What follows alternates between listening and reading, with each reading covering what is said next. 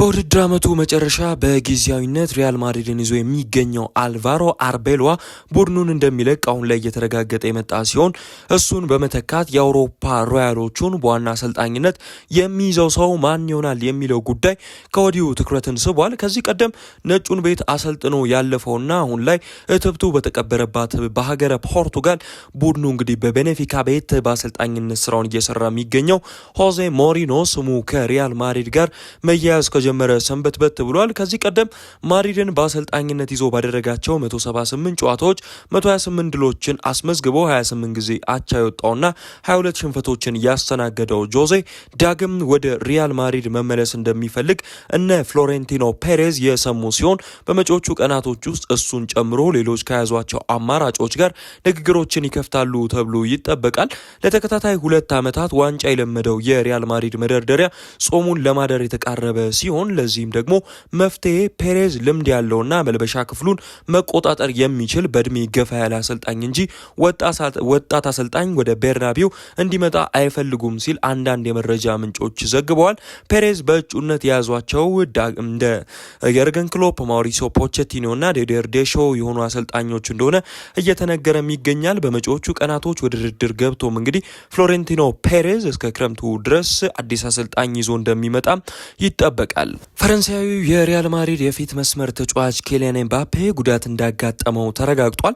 ባሳለፍነው ሳምንት ሪያል ማድሪዶች በመጨረሻ ደቂቃ በተቆጠረባቸው ግብ ከሪያል ቤቲስ ጋር ነጥብ በተጋሩበት ጨዋታ ጉዳት እንዳስተናገደና ከጨዋታው መጠናቀቅም በኋላ ሲነገርለት እንደነበር ይታወሳል።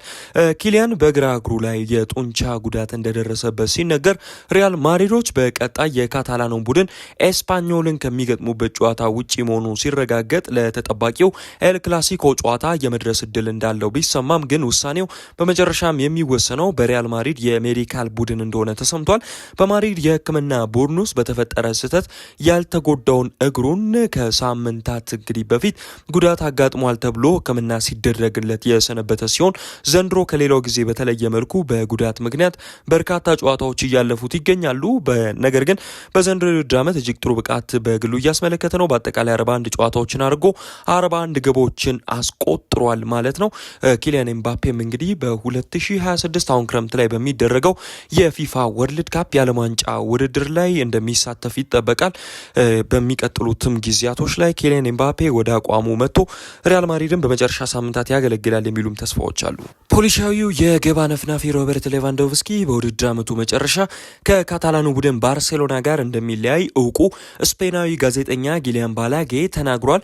በባርሴሎና ቤት ያለው ኮንትራት በመጪው ክረምት የሚጠናቀቀው የቀድሞ የባየር ሚዩኒክና የቦሩሲያ ዶርትሙንድ ተጫዋች ሮበርት ሌቫንዶቭስኪ በብሉ ግራናዎቹ ቤት ከፍተኛ ደሞዝ በአመቱ ውስጥ ከሚያገኙ ተጫዋቾች ውስጥ አንዱ ሲሆን ባርሴሎናዎች እስከ ቅርብ ጊዜ ድረስ እሱ ለአንድ ተጨማሪ ዓመት በማቆየት ፌራን ቶሬስን ሽጠው አዲስ ለረዥም ጊዜ ቡድኑን የሚያገለግል አጥቂ የማምጣት እቅድ እንዳላቸው የሚገልጹ መረጃዎች ሲወጡ ቢሰነብቱም ከሰሞኑ ግን ሌቫንዶቭስኪ በቡድኑ ውስጥ ባለው ሚና ደስተኛ አለመሆኑን ተከትሎ መልቀቅ ይፈልጋል እያሉ የስፔን የመገናኛ ብዙሃኖች ሲዘግቡ ቆይተዋል። እስካሁንም ቢሆን ከባርሴሎና ሰዎች የተጫዋቹን እንግዲህ የመቆየትና የመልቀቅ ጉዳይ ምንም የተረጋገጠ ነገር ባይኖርም ሮበርት ሌቫንዶቭስኪ ግን ቀጣይ ጣፋንታው በቅርብ ማወቅ እንደሚፈልግ የሚጠበቅ ሲሆን ከባርሴሎና ጋር የሚለያይ ከሆነ ደግሞ ከሳውዲ አረቢያና ከሜጀር ሊግ ሶከር ቡድኖች ፍላጎት ቢኖሩም እሱ ግን ራሱ ለተጨማሪ 1 ዓመት በአውሮፓ በማቆየት ስለሚፈልግ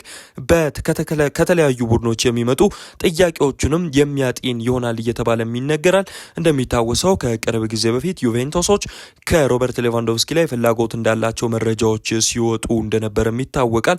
ታዲያ ወደ ጣሊያን ሴሪ መሄድም እንግዲህ አቅም እንዳለው ይታወቃል። ተጫዋቹ በዘንድሮ የውድድር ዓመትም በግሉ ጥሩ የሚባል ብቃት ካለው የእድሜ አንጻር እንቅስቃሴውን እያስመለከተንም ይገኛል። ኔዘርላንዳዊው የቶተንሃም ሆትስፐርስ አማካኝ ዣቪ ሲመንስ እንደሚታወሰው ስፐርሶች ከወራት በኋላ ወልቭስን ከሜዳቸው ውጭ ሄደው በረቱበት ጨዋታ የጉልበት ጉዳት አጋጥሞት ተቀይሮ ወጥቶ እንደነበር ይታወሳል። ታዲያ ከተደረገለት ምርመራም በኋላ ያጋጠመው ጉዳት ኤሲኤል ወይንም ደግሞ የጉልበት ጅማት መበጠስ መሆኑ ተረጋግጧል። ይህንንም ተከትሎ ሲመንስ በፊታችን ከሚመጣው የፊፋ ዓለም ዋንጫ ውድድር ብርቱካናማዎቹን ኔዘርላንዶችን እንደማይወክል የተረጋገጠ ሲሆን ቢያንስ ከ6 እስከ 7 ወራት ድረስ ከሜዳም ይርቃል። ለእግር ኳስ ተጫዋቾች ጸር የሆነው ይህንን ጉዳት ከገጠመውም እንግዲህ በኋላ ሲመንስ ልብ ሰባሪ መልእክትን በሶሻል ሚዲያ ገጹ ላይ አስተላልፏል። ህይወት ጨካኝ ናት ሲባል ነበር የምሰማው፣ አሁን ግን በራሴ ላይ ተሰማኝ። የውድድር ዘመኔ በድንገት አብቅቷል። በዚህ ምክንያት ልቤ በጣም ተሰብሮብኛል። ምንም ትርጉም የለውም። በቃ ተጎዳው። ማድረግ የፈለኩት ለቡድኔ መታገል ብቻ ነበረ። አሁን ያንን የማድረግ ችሎታ ከእኔ ተነጥቋል። ከዓለም ዋንጫውም ጭምር በዚህ ክረምት ሀገሬን ወክላለሁ ብዬ ተደስቼ ነበር። አሁን ግን ሁሉም ነገር አልቋል።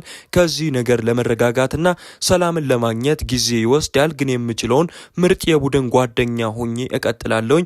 ደሞም አብረን ይህንን ትግል እንደምናሸንፍ ምንም ጥርጥር የለኝም። ካሞን ዩስፐርስ ሲል አስተያየቱን ሰጥቷል። ከአርቢ ሌፕዚግ የመጨረሻ ቀናት የዝውውር መስኮት ጊዜን ጠብቆ ስፐርስን የተቀላቀለው የላማሲያው ምሩቅ የውድድር አመቱ በግሉም ሆነ በቡድኑ ጋር አመርቂ አፈጻጸም የነበረው ባይሆንም ስፐርሶች ላለመውረድ በሚያደርጉት ያለፉት ሳምንታት ትግል ውስጥ ግን ጥሩ ተነሳሽነት ከነበሯቸው ተጫዋቾች መካከል አንዱ ነበር። ዣቪ ሲሞንስ እንደሚታወሰው ደግሞ ላለፉት ዓመታት በኔዘርላንድ ብሔራዊ ቡድን ውስጥ ድንቅ ከነበሩ ተጫዋቾች መካከል አንዱ ነበርና በክረምቱ በሚደረገው የዓለም ዋንጫ ውድድር ላይ እሱን ማጣታቸው ትልቅ ችግር ይዞባቸው እንዳይመጣም እያሰጋ ይገኛል።